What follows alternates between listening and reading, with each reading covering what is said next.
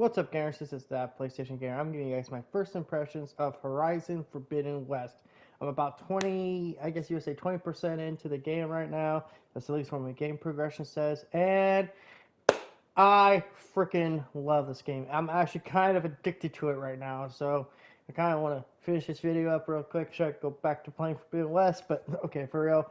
Though, this is a fantastic game. Like, to me, this is a potential system seller.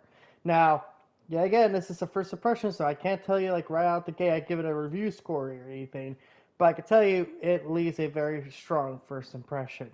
I think visually the game is just amazing. Like, it doesn't feel like it's a giant leap from the first game, as you can see from the visuals, but it's the small little things. It's small things that add up, like the details, like how you can see in certain people's faces how they look like they're freaking sunburned to hell, like this man here, and how you can like see like sweat coming down, and you can see like Aloy's hair moving, stuff like that.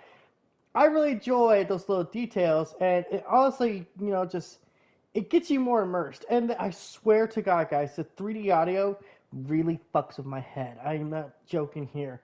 I remember there was this time where I was just kind of playing the game, and I swear to God, I kid you not, I thought I heard a fucking bird behind me. I'm not kidding. Like, I don't know if it was the headset. I don't know if it was the speakers, because it's happened more than once on my fucking, while I was playing through the game.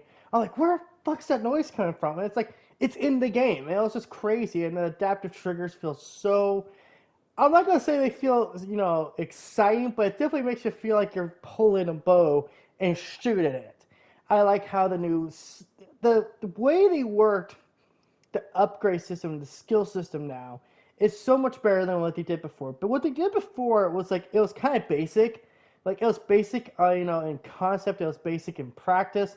But this one was like, hey, let's take those mechanics, expand upon them, and let's give the player more to do than just shoot arrows. Like, now you could do where you could shoot up an arrow, come down on certain enemies. But then you could, switch from that to doing to the triple knot, where you try to shoot 3 arrows at once. And there's other abilities, each weapon has. It's so refreshing to have that because it makes it feel like it's breaking up the problems I had the first game where it was just basically bow. You just use bow. This I was going around with ground spikers and throwing them at a freaking, I guess you would say, hippopotamus kind of like machine. And I'm sitting there throwing it right into its mouth. And it blew up. That I switched to my arrows, freaking try to freeze it, and then it's crazy. Now, one thing I gotta say it's a negative here is I have run into a few glitches. In fact, I wish I kind of recorded footage, but of the thing I'm about to describe happening, but I did it like an idiot. But when I was doing a certain side quest in the game, while I was facing off against one of those hippopotamus creatures, the frame rate all of a sudden like just really tanked. I was talking like, man, this thing was playing like a slideshow. And I was just like, oh no, is this gonna be a common thing? Is this something that's gonna keep happening? I first thought maybe it's because I had so many machines on the screen. That's why it was starting to do that. But then when I reset the save point, it was all of a sudden like, oh, now it's just back to normal. So I don't know if that was a one-time glitch that is stuck. But I will admit that I have run into a few glitches here and there. I'm not going to say it's anything that's going to completely ruin your experience. And for the most part, the game is pretty damn stable, especially after that day one patch, according to earlier reviews. But yeah, I just got to mention, I did run into a few of those problems. The story so far has been probably like, maybe the other point where I was like, not that bad, but it's like, also, I kind of know maybe where the story is going. Granted, I'm not super far. I just got to the point where you get the base. Nothing else to say outside of that.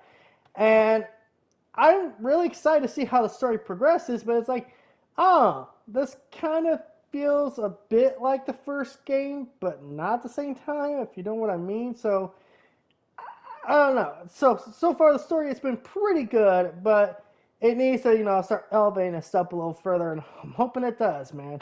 But the side quest, like this side quest here, a tribe apart, this is actually a really good side quest. Like I will stay here and say, this got me more immersed into the world than what was going on in the main story at the time I was playing the game. You know why I did the side quest? Just because it's something about the people and how they feel oddly realistic. Like, of course, there's going to be a tribe that's all about battle and combat. Then, of course, there's going to be a tribe all about, tree huggers and shit like that. Not tree huggers, more like machine huggers in this case. And it definitely makes me feel like I'm part of this world while I'm playing. But I'm also got the same problem here with Aloy, as I've said in the previous, videos I've done about her. Aloy still feels like an avatar. And I'm not saying this like to be mean spirited. I'm not saying here saying the actress is doing a bad job. The actress is doing a really good job for what she has. But her character feels like it could be replaced with anyone right now. And it just wouldn't make a difference. This literally could be Deacon St. John. This could be Kratos. This literally could be any other character, and it would have the same impact. Well, maybe not the same impact, because Kratos would go around fucking with an axe trying to chop a machine apart. But you get my point. But yeah, so far, early impressions, first impressions are very positive. I do enjoy while I'm playing, and man, this is a proof of maybe being cross-gen's not bad, because no one really misses out on a great experience like this. And yeah, that 60 FPS, definitely worth looking to get a PS5 over, or eventually when this comes to PC, getting this on PC. But yeah, early impressions, really positive. But what do you guys think of Horizon Forbidden West? Have you played Horizon Forbidden West, or have you just been watching people play it, and you're kind of just hoping like, oh, that's just gonna be, other Sony game where you just sit there and watch, and it's the same thing as playing the game, or some delusional statement like that. Until next time, guys, make sure to like, comment, subscribe, all that YouTube algorithm BS. This is That PlayStation Gamer. I need to get back to Horizon Forbidden West. Signing out. Peace out. Have a good day. Damn, I really love playing this game.